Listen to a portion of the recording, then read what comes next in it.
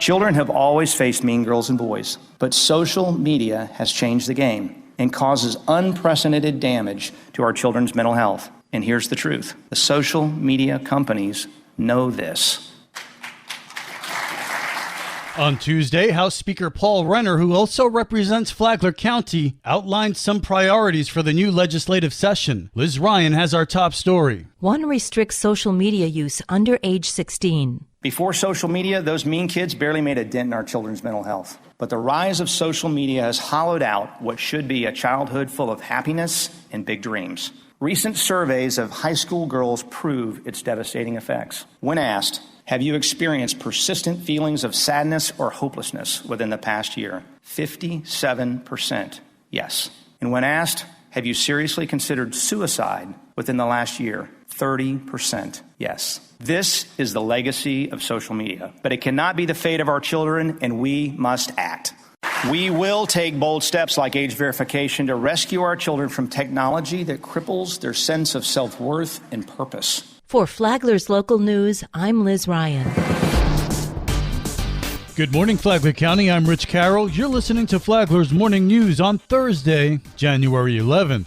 Last week, deputies raided a house in Palm Coast after an undercover operation seizing fentanyl, methamphetamine, and an assortment of other drugs. In an update to a story we told you about on Monday, a Palm Coast couple now faces drug trafficking charges, Flagler County Sheriff Rick Staley. Over 40 grams of fentanyl was identified in the seizure. That is enough poison to kill almost 21,000 people. 47-year-old Stephanie Raimundo and 52-year-old Charles Brockhouse are looking at decades in prison. Our detectives arrested two individuals in this initially, and they were still in the Green Roof Inn. But now they were rearrested, being charged with trafficking large amounts of fentanyl and methamphetamine that could sentence them up to 30 years in prison. During the raid, deputies also recovered cocaine, marijuana, prescription drugs, paraphernalia, and about $5,000 in cash. For Flagler's Morning News, I'm Daryl Moody.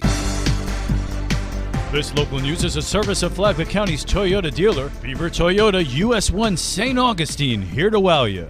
And this was a great event. Really, it was designed with the idea of helping educate and connect local families with our law enforcement agencies. Greg Blase, President and CEO of the Palm Coast Flagler Regional Chamber of Commerce. The Junior Chamber of Commerce partnered with Sheriff Rick Staley and the Flagler County Sheriff's Office to host Law Enforcement Day this past Monday. Basically, we visited with the K-9 deputies. We toured the real-time crime center at the Sheriff's Office. We visited with the sheriff. We met the SWAT team and went all through their trucks, and they allowed us to drive their robot drones. Students and parents met with the state attorney's office to understand the legal process at the courthouse. Attendees were also surprised to meet with Judge Terrence Perkins. Blase says the kids really got a good understanding of the skills needed for these roles. Sharing that message with students that education is important, but also trying to break down some of these negative stigmas that law enforcement has